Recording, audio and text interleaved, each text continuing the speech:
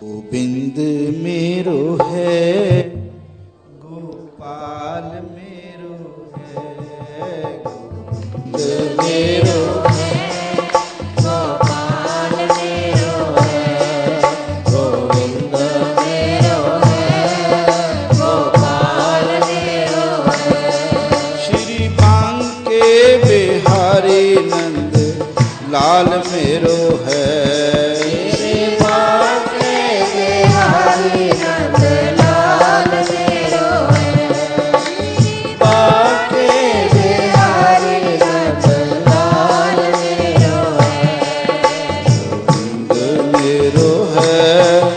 गोपाल मेरो है, गोविंद मेरो है, गोपाल मेरो है। श्री बांके बिहारी। लाहौर विच खत्रियां दी जात विच एक भगत होए छिणकू, करियाने दी दुकान सी उन्हां दी, और उत्थे मुसलमानां दा राज। ते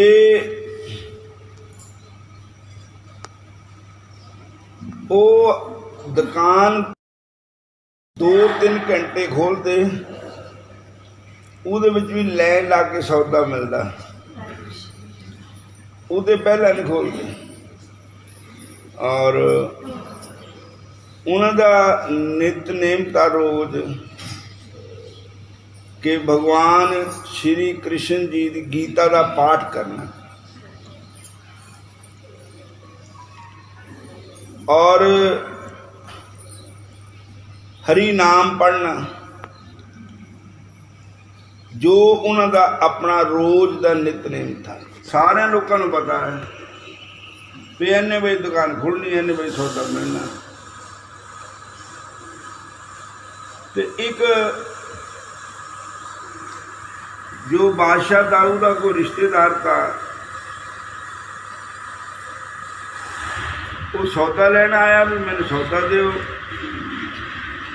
वो उस वेले पाठ कर रहे थे, भगवान का भजन कर रहे थे। उन्हें कहा भाई थोड़ा जिहा रुक जाओ, मैं सौदा दे देना। लेकिन कहता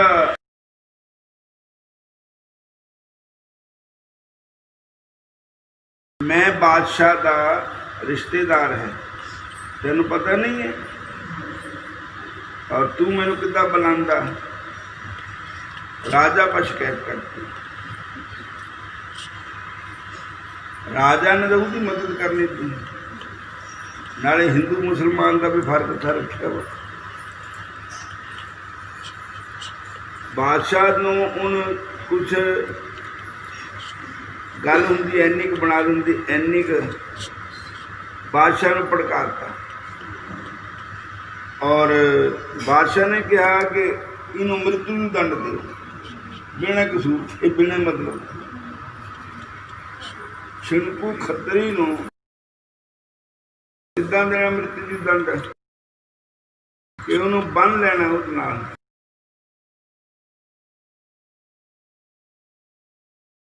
बूटे नाल बन देना,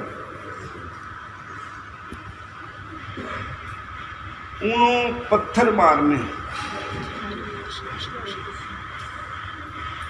जेड़ा पत्थर मारेगा उन्होंने बादशाह इनाम देगा। मारे पत्थर मार के मौत होनी बड़ी औखा काम है, कल प्राण निकलना। तो जेड़ा आवे पत्थर मारी आवे, जेड़ा आवे पत्थर मारी आवे, जेड़ा आवे पत्थर मारी आवे। पर वो छिणकू खत्री जो था, वो भगवान श्री कृष्ण का भगत था और कृष्ण भजन करता था। वो कहता होर मारो, होर मारो, होर मारो।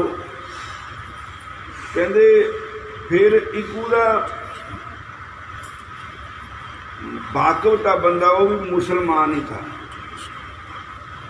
वो बहुत उन्होंने दुख मनिया।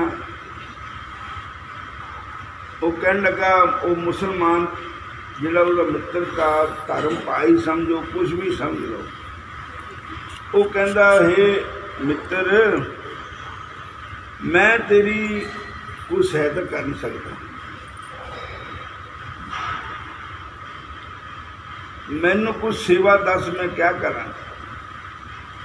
ਉਹ ਕਹਿਣ ਲੱਗਾ ਤੂੰ ਇੱਦਾਂ ਕਰ, ਤਲਵਾਰ ਲੈ ਕੇ ਮੇਰੇ ਗਰਦਨ ਤੇ ਸਿਰ ਉਤਾਰ ਕੇ, ਬਸ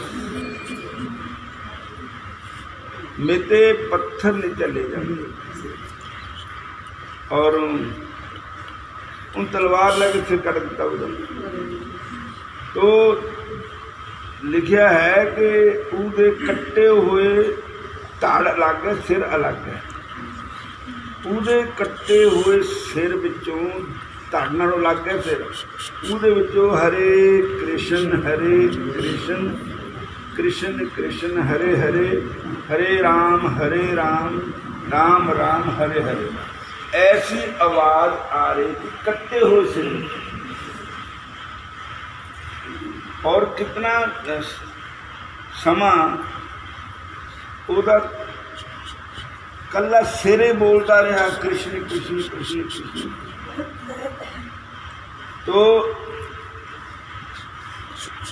भगवान की कृपा होवे तुहाडे पर भी साडे पर भी कि असी भी इदां ही भगवान की लगन सानू लग जाए, भगवान का नाम जपते रहिए, ताकि मौत जिदन आवे, आनी तो है ही है, अगेती ता पछेती ता, और मौत का बनना भी कोई बहाना है ही। तो उस वेले होर सारियां गल्लां भुल जाओ, लेकिन भगवान कृष्ण नूं ना भुल्लो। गीता जी के 8वां अध्याय विच लिखिया, तस्मात् सर्वेषु कालेषु माम अनुस्मर बुद्धे च मय्यार्पित मनोरबुद्धि मयावेशत चेतसा। इसलिए हे अर्जुन, सर्वेषु कालेषु ये मत सोचो कि हुण भजन का टाइम नहीं। एक मैनू चंडीगढ़ से फोन आया, 2-4 दिन ही होए, दिन गड्डी विच आए। वो कहते साडे कोई मौत होई पुल विच भी असीं माला जप सकते, भजन कर सकते। मैं कहा तुसीं क्या करते फिर? भगवान का नाम बड़ा है या पातक बड़ा है? बड़े बड़े पाप दूर होंदे रब दे नाम ते। और जिस वेले कोई प्राणी जाता तो असं उन्हें क्या कहते भी राम राम कह, क्या उसकी मृत्यु ते राम नाम कहना बंद कर देना? क्या उस प्राणी वास्ते वो चंगा है राम नाम बंद होए हो? कृष्ण नाम लेने से सूतक पातक सब दूर हो जाते हैं। दुख दलिद्र आदि व्याधि उपाधि। देखो भागवत महापुराण एक श्लोक है, दारिद्र दुख ज्वर दाहिता नाम। मतलब दारिद्र, दरिद्रता 2 प्रकार की होंगी। एक गरीबी नूं भी दरिद्र कहंदे, विपसतामा दाल दी।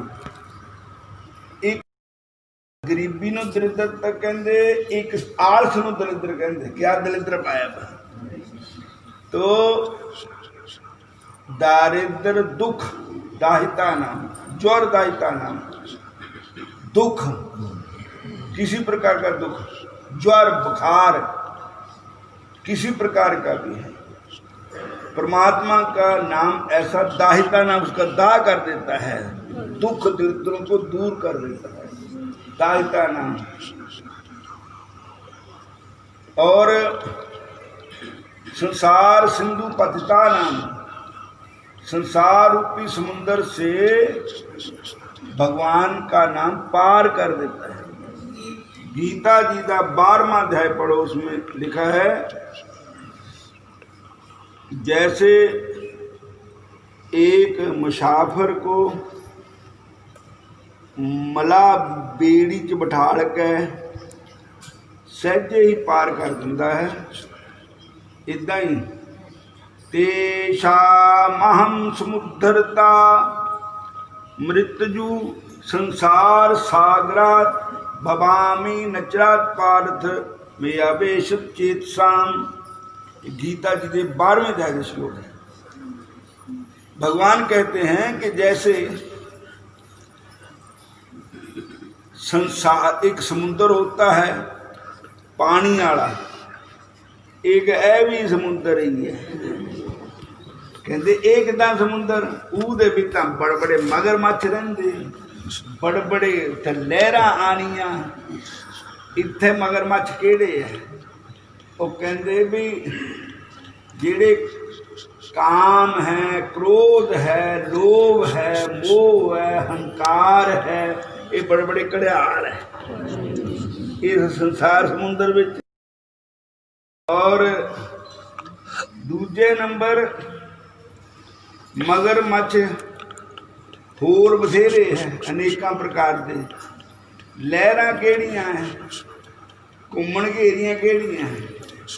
कहते तूफान आते संसार च, तो एक तूफान नेरी दा हुंदा, एक तूफान इदां ही हुंदा चकन दा काम। तूफान कहते संसार समुंदर में तूफान भी आते हैं, को प्रभु कृपा करते, प्रभु उनको आप बचाते हैं।